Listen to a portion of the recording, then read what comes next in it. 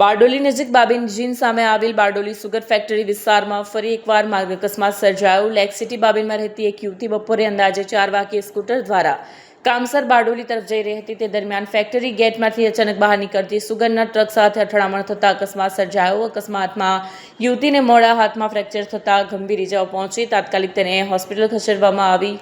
સ્થાનિક રહેવાસીઓ અને વાહન ચાલકો મુજબ આ વિસ્તારમાં વારંવાર થતા અકસ્માતોના ફેક્ટરીમાંથી ઉડતા સુગંધના બારીક કચરાના કણો વાહન ચાલકોની આંખોમાં પડતા દ્રશ્યતા ઘટે છે અને કાબુ ગુમાવવાનો ભય રહે છે। ટ્રકોના અચાનક પ્રવેશ અને નિષ્ક્રમણથી ટ્રાફિક વ્યવસ્થામાં અવરોધ અને અકસ્માતની શક્યતા વધે છે। ઉલ્લેખનીય છે કે ફેબ્રુઆરી મહિનામાં શિવાજી જયંતિ દરમિયાન પણ આ જ સ્થળે એક યુવાનનો ગંભીર અકસ્માત થયો હતો। બાબેન ગામના નાગરિકો દ્વારા તંત્ર સમક્ષ માંગ ઉઠાવવામાં આવી છે કે ફેક્ટરીમાંથી ઉડતા સુગંધના કારણોને રોકવા ડસ્ટ કંટ્રોલ અને ક્લિનિંગ સિસ્ટમ અમલમાં મૂકવી, માર્ગ પર નિયમિત પાણીનો છંટકાવ અને સફાઈ કરી ચીકણાશ દૂર કરવી, ગેટ પાસે સ્પીડ કંટ્રોલ, સેફ્ટી સાઇનેજ અને ટ્રાફિક મેનેજમેન્ટ સુનિશ્ચિત કરવું। સ્થાનિકોનું કહેવું છે કે જો તાત્કાલિક અસરકારક પગલાં લેવામાં નહીં આવે તો ભવિષ્યમાં વધુ ગંભીર અકસ્માતો સર્જાઈ શકે છે। નમસ્કાર, મારું નામ ગૌતમરાજ હિન્દુસ્તાની છે। હું અહીંયા અવધ લેક સિટી બાબેન બારડોલી ખાતે રહું છું।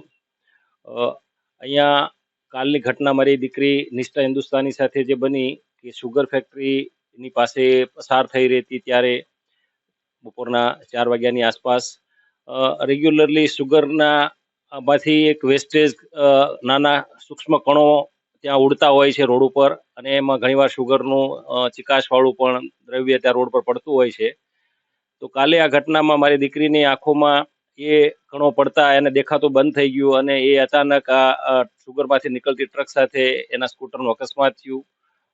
એ તરત જ બેભાન થઈ ગયેલી। ત્યાં સરદાર હોસ્પિટલ ખાતે એને દાખલ કરવામાં આવી। ઈશ્વર કૃપાથી એને એવી મોટી ગંભીર ઈજા નહીં, પણ એના હાથમાં ફ્રેક્ચર થયું છે અને મોઢા પર ફ્રેક્ચર થયું છે નાનું।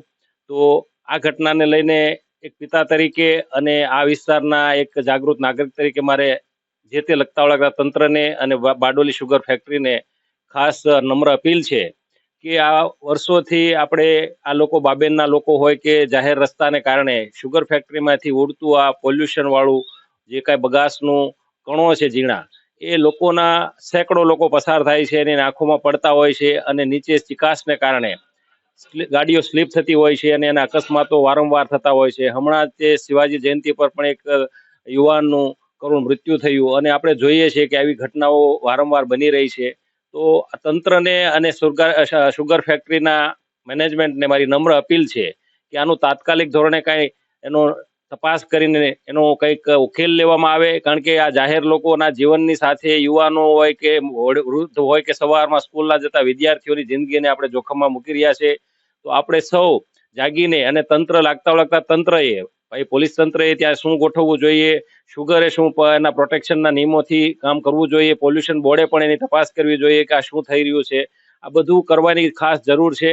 આપણે એક જિંદગીને બચાવશું અને કેટલા પ્રયત્નો કરીએ છીએ, ભાઈ રોજ લાખો લોકો એટલે હજારો લોકો જઈ રહ્યા છે, એમાંથી કોઈને કોઈ કાંઈક અકસ્માત થઈ શકે એવું છે। તો આપ સૌને નમ્ર અરજ છે કે આનું તાત્કાલિક ધોરણે કાંઈ પણ એનું નિવારણ લાવે, ઉપર કાંઈ પણ એના શેડ બનાવવામાં આવે કે જેથી કરીને આ કણો ના આવે અને રાહદારીઓને સલામતી જોવામાં આવે, તથા જરૂરી સિગ્નલ કે બમ્પ જે કાંઈ ગોઠવવા પડે એ જરૂરી છે। શુગર ફેક્ટરી આનું કાંઈ નિર્ણય લે એ મારી નમ્ર અપીલ છે।